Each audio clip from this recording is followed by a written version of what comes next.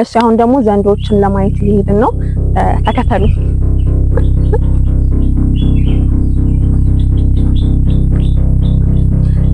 እዚህ ጋር የምናየው ይታያል። እዚህ ጋር የምናየው ደግሞ በተፈጥሮ የሚገኝ የዘንዶ ቤት ነው። ከዚህ ይሄ የሚጠለሉበት ምናምን ነው። በቃ ከዚህ ነው የሚወጡት ዘንዶቹ ማለት ነው። ግን አሁን ለጉብኝት እንዲመች ብለው የራሳቸውን ቤት ሰርተውላቸዋል። ቤታቸውን ደግሞ አብረን እንየው። ቤታቸው ይኸውና እና እንዴት ነው በጣም አደገኛ ስለሆኑ ከዚህኛ መውጣት ምናምን ለነሱ ለኛም አደገኛ ስለሆነ ያው ይቆለፍባቸዋል ማለት ነው። በኋላ ከቻልኩኝ ያሳያቸዋለሁ የሚቻል ከሆነ እና ከዛ ምንድነው ዘንዶ ደግሞ እንደሚታወቀው በራሱ እንትን የሞተ ነገር አይመገብም፣ በህይወት ያለ ነገር ነው የሚመገበውና ከዛ ደግሞ አንድ ዶሮ ይጣልላቸዋል ማለት ነው። ከዛ አንድ ዶሮ ሲጣልለት አንድ ዘንዶ አንድ ዶሮ ከበላ ለወር ወይም ደግሞ ወር ከ15 ይቆያል ማለት ነው። ከዛ በኋላ ደግሞ ድጋሚ ሌላ ዶሮ ይጣልለታል ማለት ነውና ሰውን የማዋጥ ኃይል ያላቸው እንስሳቶች ናቸው ዘንዶ ማለት። ከዛ ደግሞ በሌላ ደግሞ ምንድነው በትንሽ ነገርም ይሞታሉ፣ ይጎዳሉ ማለት በቁጫጭ ምናምን። ለምሳሌ አሁን ቁስል ምናምን ካላቸው ቁጫጩ እዛ ጋር መጥቶ ከነከሳቸው ወይ ምናምን ይሞታሉ ማለት ነው። በቃ ስለ ዘንዶ ያለኝ ኢንፎርሜሽን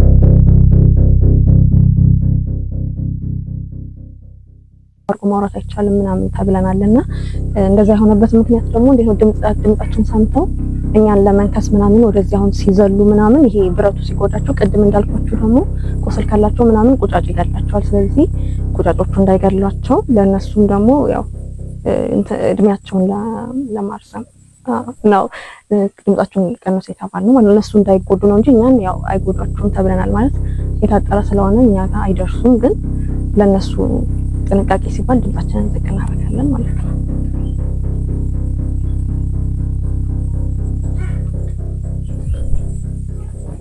እዚህ ጋር ያለው ዛፍ ምናምን ደግሞ ማለት ነው ከበሉ በኋላ ቶሎ ስለማይፈጭላቸው እንደነገርኳችሁ 1 ወር ከ15 ቀን ምናምን ነው የሚፈጀው ለመፍጨት የበሉትን ነገር ማለት ነው። ስለዚህ አንዴ ዛፉ ላይ ይጠቀለላሉ፣ አንዴ ደግሞ አሁን እንዳየናቸው እርስ በርሳቸው እንደዛ እያቀያየሩ ነው እንትን የሚሉትና እዚህ ጋር ያለው ዛፍ ለዛ ነው የሚጠቅማቸው ማለት ነው። የበሉት ነገር ዳይጀስት እንዲያደርግላቸው። ውሃ በጣም ይወዳሉ። ለዛ ነው እዚህ ጋር ገንዳ ያለው ማለት ነው። ውሃ ምናምን ለዛ ነው እዚህ ለብቻው ታጥቦ እዚህ ጋር እንደዛ የተደረገላቸው ማለት ነው። ዛፉም ውሃውም አንድ ላይ የሆነው ለዛ ነው ስለሚሆን። እሺ ጫካው ደግሞ እንደምታዩት በጣም ነው የሚያስፈራው። በዛ ልክ ደግሞ በጣም ነው የሚያምረው፣ ደስ ይላል። ግን ያው ዘንዶ ምናምን ስለሚባል ያስፈራል እንጂ በጣም ነው የሚያምረው። በቃ የሆነ ጸጥ ያለ ነገር ነው ምናምን እንዳለ ግሪን ነው። ብቻ በጣም ነው ደስ የሚለው። ግን ያው በዛው ልክ እንዳልኳችሁ ያስፈራል ማለት ነው።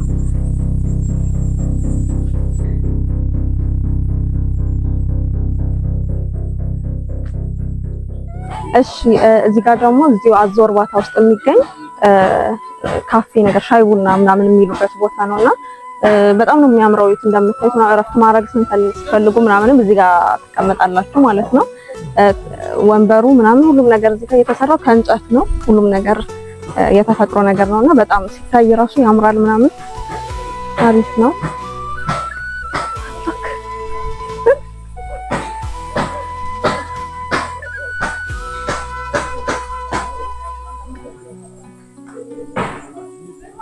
እዚህ ጋር ቡና ምናምን የሚፈላበት ማለት ነው እና እንደ ጠረጴዛ የሚጠቀሙበትም የእንጨት ነው፣ የሚቀመጡበትም እንደዛ ማለት ነው።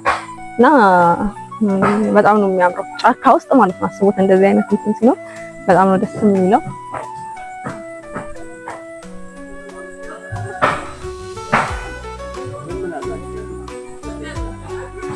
የሚያቀርቡት ምግብ ከሆነ አሳለብለብና ጥብስ፣ ጾም ሰዓት ሲሆን ደግሞ እንደዚህ ሽሮ ምናምንም አለ። ከዛ በቃ ሻይ ቡና ነው። ሌላ ነገር የተለየ ነገር ያለ አይመስለኝም።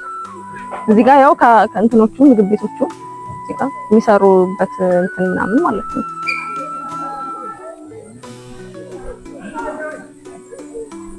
እሺ ምን ምንድን ነው ያለው እናቴ?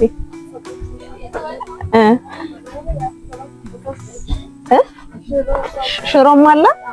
እሺ አሳ ለብለብና አሳ ጥብስ። እሺ ስንት ነው አሳ ጥብስ?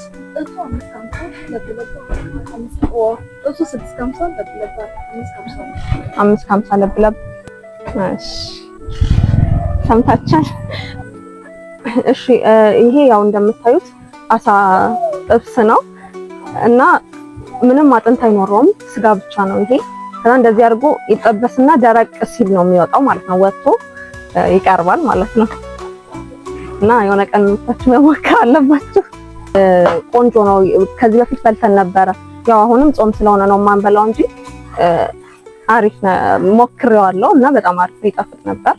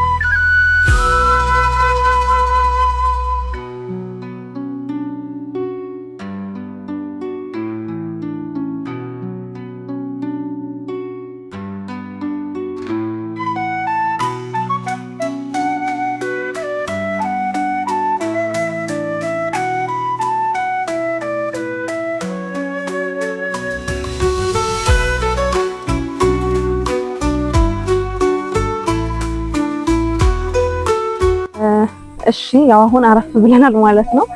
በጣም ደስ የሚልና ሰላማዊ ቦታ ነው እንዳልኳችሁ። ቪው ምናምን በጣም ነው የሚያምረው። ተነያየናቸው ዘንዶ፣ አዞ፣ ጥንቸል፣ ኤሊ እና እንደ እጅግራ ምናምን ይሄ ዶሮ የሚመስለው ማለት ነው። እነሱ አይተናል። ያው ስለነሱም ደግሞ በትንሹም ቢሆን የተወሰነ እውቀት አግኝተናል ብዬ አስባለሁ። እኔ በበኩሌ ትንሽ እውቀት አግኝቻለሁ። እና እንግዲህ አርባ ምንጭ ያላችሁም ከአርባ ምንጭ ውጭ ያላችሁም ሰዎች ደግሞ አርባ ምንጭ ስትመጡ እዚህ ያላችሁም ደግሞ ወደ አዞ እርባታ እንድትመጡና እንድትጎበኙ እጋብዛችኋለሁ። በጣም የሚያምርና ደስ የሚል ቦታ ነው። ብዙ እውቀት ታገኙበታላችሁ። እና የዛሬው ቪዲዮ ይሄን ይመስላል። ላይክ፣ ሼር፣ ሰብስክራይብ እያደረጋችሁ አበረታቱኝ። በቀጣይ ቪዲዮ እስክንገናኝ ድረስ ደህና ቆዩኝ።